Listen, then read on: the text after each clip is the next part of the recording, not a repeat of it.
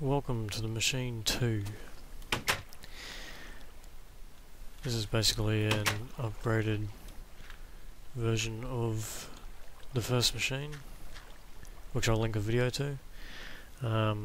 This one, however, takes into account all the things that I learnt from doing the first machine and tried to make it a bit more productive, I suppose. It's not just to power itself, it's maybe to help the person who built it to produce resources. So let's have a look around. Alright, now, just like the first one, we have the fuel, basically the fuel cell. This is what produces all the biomass fuel. We've got the fermenter in here, which, just like before, uses the fertilizer. I'm not using cactuses for this one though. All the organic matter this time around is saplings, which was initially just a test. Saplings do produce more biomass than cactus, but the tree farms needed more materials, so I didn't actually use them the first time around. I'll show you that stuff now, I guess. We'll go have a look at the saplings. So out here we have a tree farm.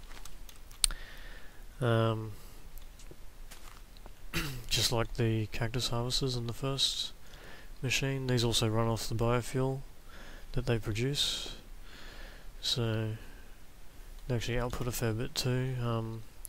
We get the sand needed for the bog earth, which I'll show you guys in a minute. It's the same process as in the first machine.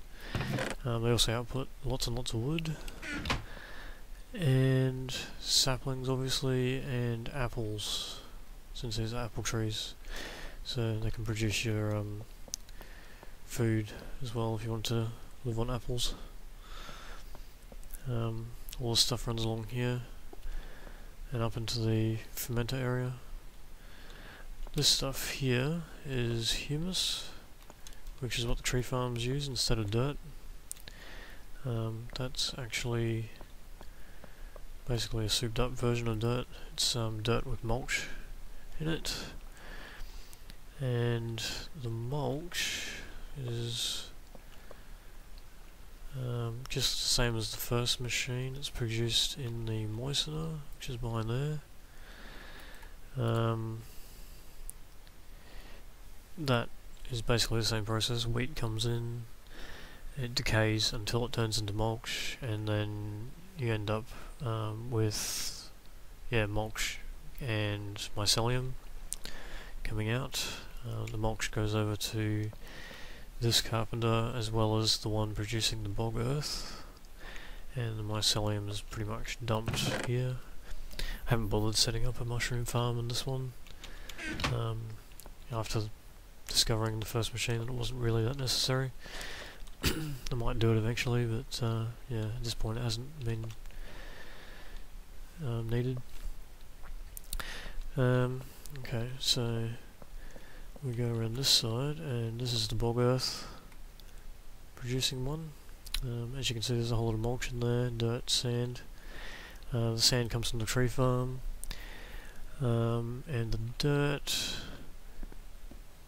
comes from the peat bog, as was the original process. Peat bog's out over here. So you've got bog earth going that way, and the dirt coming back along a second pipe. I'm not actually using the same pipe like I was in the first machine. I've got two separate pipes. I didn't really think about it until after I did it, but I guess it doesn't really matter. I've got chests here for both bread and apples. The reason I'm making bread initially was because I had too much wheat going into the moistener. It was just blocking it up, and it was just flowing out of the pipes, so I figured I'd add an extra use for it. So yeah, so I'm producing logs, wheat and apples as excess at the moment. The peat, I might as well show this as well. It's in the first video, but the peat comes out of the peat bog, comes over here to the ash producing area, ash factory. These are all peat engines that produce ash. So peat goes in, ash comes out, ash flows over here to the fertilizer auto crafting table, and then fertilizer flows into the fermenter, which is back at the beginning. So that is the whole process. I'll show you the wheat farm, I guess. I kind of skipped that, but the wheat is just out here with the tree farm. This is the only part of the machine that I haven't got running on the same fuel. I could, and I actually thought about doing it, except that it would produce wheat too quickly. The amount of wheat that I'm already overflowing with wheat, so I've got about the slowest engines I could find. These are the electrical engines with just a single solar cell powering each. So it's about the smallest amount of power I could give them, and they just sit there on pretty much minimum the whole time. Any faster than that and I produce too much weight and too much seeds. So, and that's really all they need to run. The biogas engines that use the biomass fuel are just too fast for what I need. I guess if I wanted to produce more bread or something, I could change the engines over. But at this point it hasn't really been necessary. Yeah, and they just send the wheat to the moistener, the seeds go to the moistener, some of the seeds go back to the farm to keep the farm always at maximum planted. And that's it. And everything else pretty much runs autonomously. I don't have to really do anything. Unless I want to upgrade something or change some ratios or something like that. But other than that, it all just runs on its own. And I get excess food and wood. I'm planning on doing a range of videos of optional modular add-ons to this design.